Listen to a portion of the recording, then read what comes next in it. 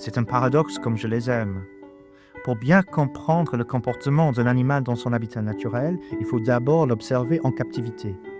Voici Henri Chazelle, voisin à Rochefort, ici dans ses mètres carrés parisiens. J'ai besoin de faire la navette entre les deux. C'est assez curieux.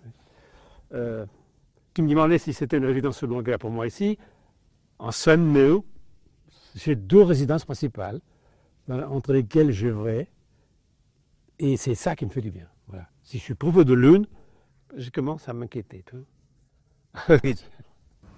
Fraîchement arrivé de Paris il y a 2 ans, ne connaissant personne à Rochefort, je montais souvent au château prendre mes repères. Et je fus vite attiré par la présence au premier plan, ici en bas de l'image, d'une petite maison cernée par les arbres et comme coupée du reste du paysage. Et bien c'est bizarre, je veux autre chose. Je vais, parce que là-haut on a une vue, alors on est au problème. Et je me dis, tiens, si ce n'est pas moi qui peut installer là-bas, je dirais, ah dis donc, qu'est-ce qu'ils sont bien ces gens-là. Mais c'est une plaisanterie parce qu'en fait, je n'imagine pas de là-haut comment on vit ici. C'est une image, ici c'est une vraie vie. L'endroit où je suis me permet d'avoir ces échappées. Et c'est...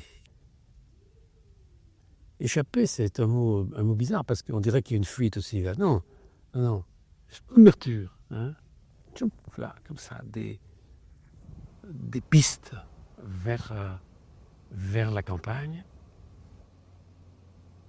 Je pense qu'il y a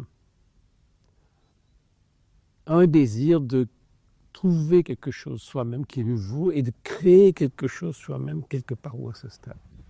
Oui, de faire une création.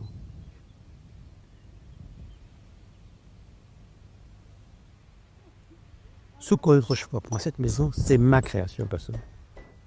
J'ai très conscience de transmettre quelque chose à ma fille que moi, je n'aurais jamais, parce que moi, mon enfance, je n'aurais pas passé ici. Tandis qu'elle, la sienne, elle venait ici, elle avait 6 semaines.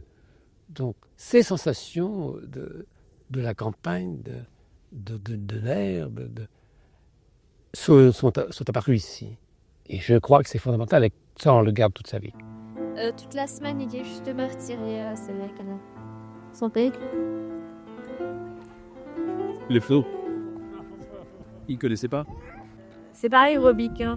C'est une montre à tête bloquée, bien sûr. Et puis, à une des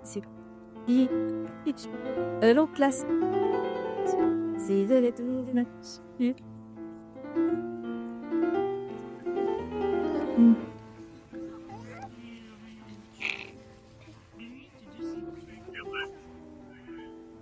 Je te dis peut-être que je suis en hymne du passé et que ceci est condamné à disparaître. Peut-être que là, il y aura là, dans 50 ans, dans 100 ans, du béton, avec des tours, et puis des voitures qui circuleront, je ne sais pas quoi, des super voitures, des super hélicoptères, je ne sais pas. Peut-être que ceci est condamné, peut-être que je me trompe, mais bon, tant pis. Eh bien, à l'aube de randonnée, pour quand même encore, je vis comme ça, voilà. Et je voudrais bien que, après moi, d'autres en profitent. Voilà.